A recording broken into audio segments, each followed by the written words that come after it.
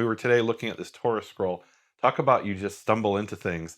I went into this certain part of Cambridge University library and I asked to see one thing and discovered how there was this Torah scroll no one had ever looked at, as far as I know. Certainly not since like the 1980s. And they ended up bringing it out, and you were looking at it with me, and we were looking for a certain passage, and you said this is Parashat such and such, and I said this is numbers such and such, and you made a profound statement to me about.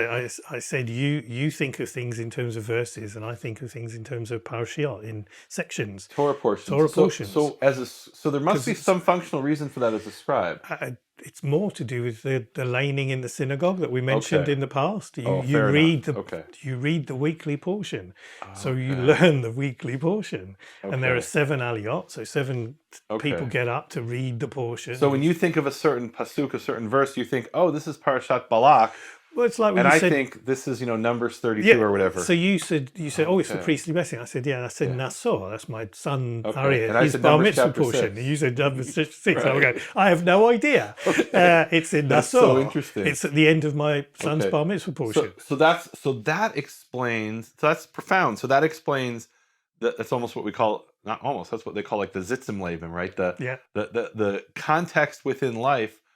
Of like the communal life of why, or the cultural life, why they would break it up by parasha instead of by word. So that's so interesting. So the first version, the verses were a Christian invention anyway.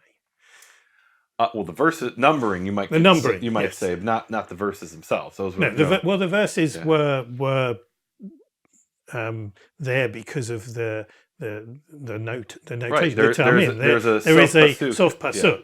But the actual numbering, but there's differences, and I find that really difficult. The difference in the numbering systems between that's especially confusing as the 10 Commandments, because there's 2 sets of ta'amim, of accent marks on almost every word, and so there's different ways of breaking up the verses and number. So even different Jewish editions in Hebrew of the Tanakh have different numbering systems. For Exodus 20 and Deuteronomy chapter 5, that's confusing. I'll admit that. So all right, this is it. Yeah, and of course, like the chapters were numbered with some exceptions. Like for example, Psalms, those have numbers in some of the early manuscripts, the Hebrew manuscripts. But I think it was Bishop Stephen Langton in the 13th century who broke it up into chapters and fair enough. One of my footnotes, I think, in the book. Is it? But do you know the reason why Jews adopted that? I have no idea. So in the 15th century, I believe it was. They printed the first, it might have been the early 16th century, don't hold me to it. They printed the first concordance, and I believe it was called Meir Nativ, and they had no choice. They couldn't say, for every single word in the Torah or Tanakh, they couldn't say, Parashat Nassau, right? That's not going to work in Jeremiah.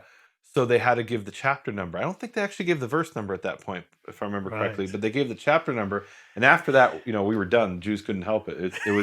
They would then have to print the Bibles with those chapter numbers to correspond to it. So, yes, it's very confusing. Yeah, but the concordance, the first Hebrew concordance, is what cemented that within the Jewish world.